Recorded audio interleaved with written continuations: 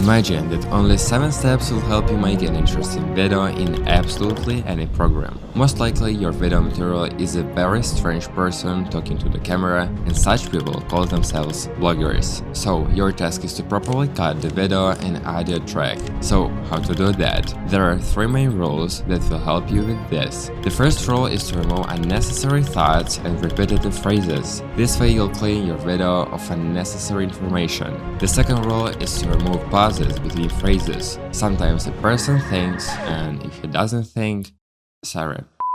While a person is thinking about what to say, pauses are created, they need to be cut to add dynamics to the video. If dynamics is not needed, you can leave a black screen. And yeah, I know there are bloggers who don't do anything at all, film everything as it is, leave pauses, and only cut the most boring parts. Don't tell me that. Wanna? Leave them, but you are not this blogger. The third rule is to remove briefs. They only spoil your video. Briefing like a horse in a video is not cool. So, after applying this information, your audio track should look something like this. There shouldn't be long pauses in your narrative. You can use J-cut and L-cut in your videos to diversify them. These are 2 good techniques in video that will definitely help you. The second important step is adding details. For example, adding a bold.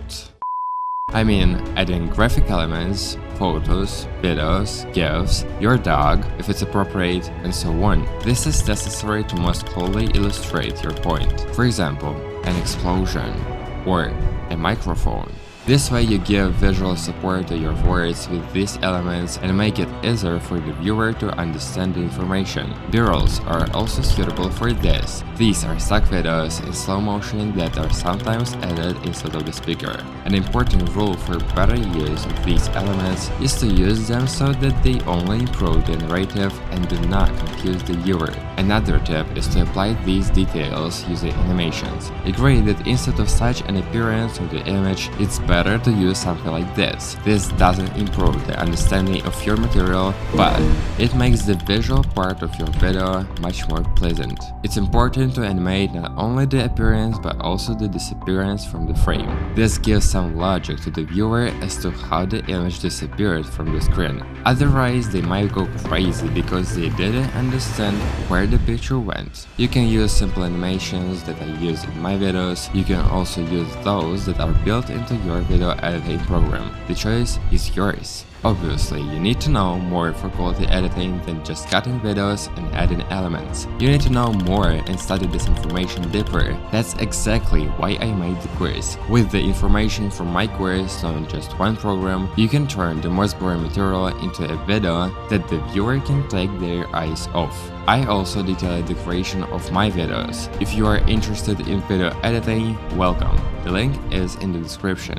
The next step where many people make mistakes is transitions. The simpler your transitions are, the more pleasant it will be to watch your video. You don't need to bother and choose different transitions. Choose 1 or 2 transitions for yourself and use them in your videos. Also, don't make transitions too long. If your video is 30 frames per second, your transition shouldn't last 30 frames. 10 frames will be enough. If your video is 60 frames, make the transition 20 frames. That will be enough. And by the way, using transitions between all clips is just a fool. Their task is to separate one thought from another, not to make a video consisting of transitions. Fourth, don't use strange transitions. There are many transitions offered by different programs for free or by subscription. Well, why not for a jar of pickles? It doesn't matter.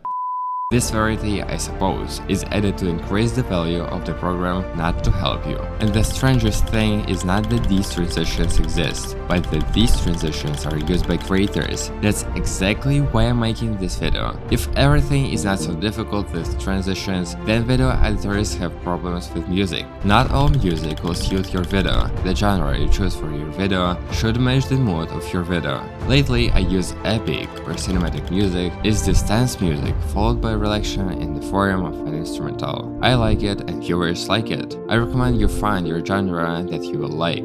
I do not recommend using something unusual. Personally, if I don't like the music, I may close the video, so be careful when choosing music. Regarding copyright, I don't know what's wrong with using remixes that YouTube is more lenient towards, or music that has only an instrumental. If you don't use music by popular artists, you will be fine. A good site with many filters is Epidemic Sound. If you need free music, there's Pixabay. By the way, these sites contain not only music. After the music, you need to add sounds for atmosphere. You shouldn't have any problem with this. If you need a specific sound, just type the name of that sound in Google and add download for free. You can find various sounds on Pixabay, you can find them on Epidemic Sound. You can also find them on YouTube, for example, memes. After downloading, you need to adjust the sound. The only rule you need to know at the beginner level is to make the sounds quieter than the person speaking. That's it. In general, I have a huge bag of music that I use in my videos and more than 350 sound effects for your videos. I've collected the best for you.